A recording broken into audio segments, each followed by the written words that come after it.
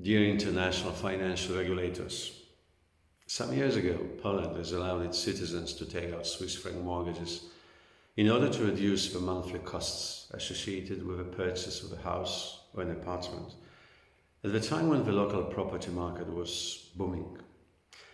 I don't know how it was possible, but no one, neither the financial regulator nor the Minister of Finance or the head of a national bank, would pay attention to the fact that borrowing in a foreign currency is one of the most likely recipes for a financial disaster, especially with all the basic textbooks about money, investing, and risk management are screaming about.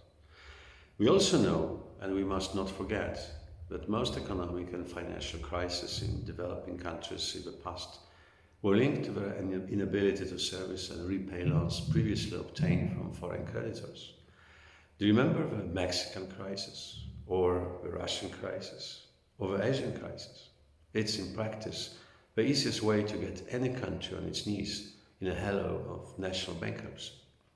And our financial history is full of evidence of short-sightedness and irrational borrowing in foreign currencies, especially those inherently stronger than our own.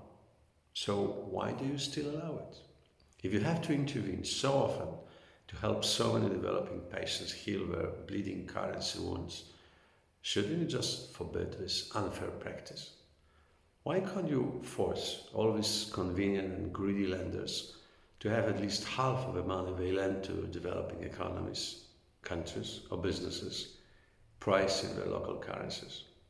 Why do you allow strong and rich capital, often politically ambiguous, to use without any limitations the naivety and desperation of the leaders of these countries, where there is a lack of local resources to finance more accelerated economic development?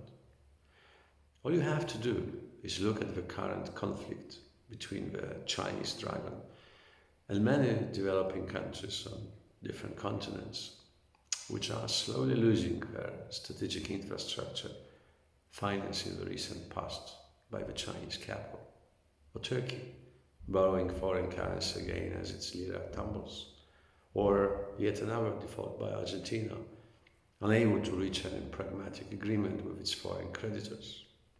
Yes, some emerging countries are economically irresponsible, but not all of them, and not all the time. In most cases, they simply try to catch up with their richer cousins. So maybe in a post-pandemic act of solidarity, responsibility, and respect for human dignity, you should finally end this universally acceptable form of monetary colonialism. It's time to share risk on money invested in someone else's national economic yard. It's time to put a human face on capital that cannot find more profitable opportunities in its own country.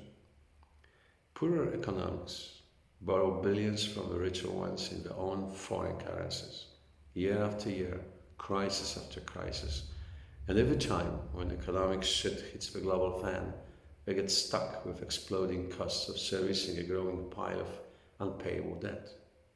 Please, tell me why. You know, even more than I do, that emerging countries that cannot borrow in their own currencies will very often default.